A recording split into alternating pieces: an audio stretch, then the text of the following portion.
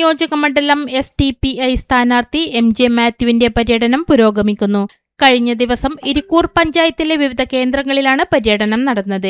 ഒന്നാം ഘട്ട പര്യടനം പൂർത്തിയായി. രണ്ടാം ഘട്ട പര്യടനം പുരോഗമിക്കുകയാണ്. STPI സ്ഥാനാർത്ഥി MJ മാത്യുവിന്റെ ചിഹ്നം കത്രികയാണ്.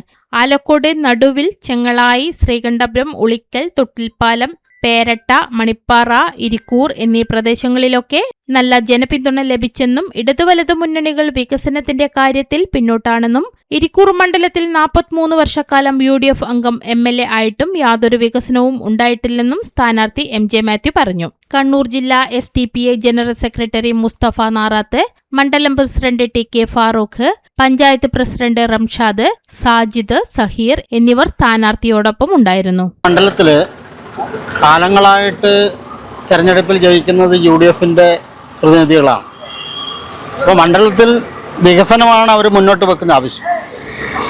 ആ വികസനം മുന്നോട്ട് വെക്കുന്നതല്ലാതെ ആ വികസനങ്ങളൊന്നും ഇരിക്കൂർ മണ്ഡലത്തിൽ നടപ്പാകാറില്ല.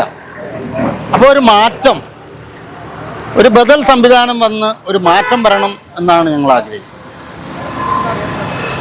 അപ്പോൾ പുരോഗതി എന്ന് പറയുമ്പം ഇരിക്കൂറിലെ റോഡ്, സ്കൂളുകൾ, ആശുപത്രികൾ, ടൂറിസ്റ്റ് മേഖലകൾ, അവിടെയൊക്കെ ഒരുപാട് വികസനങ്ങൾ വരേണ്ടിയിരിക്കുന്നു.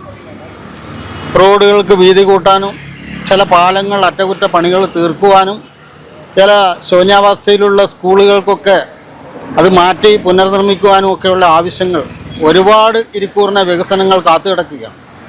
അപ്പോൾ അതിനുവേണ്ടി ഒരു മാറ്റമുള്ള ഒരു പ്രതിനിധി ഇരിക്കൂറിൽ UDF അല്ലാതെ ഒരു പ്രതിനിധി ജയിച്ചു വരണം എന്നാഗ്രഹിക്കുകയാണ്.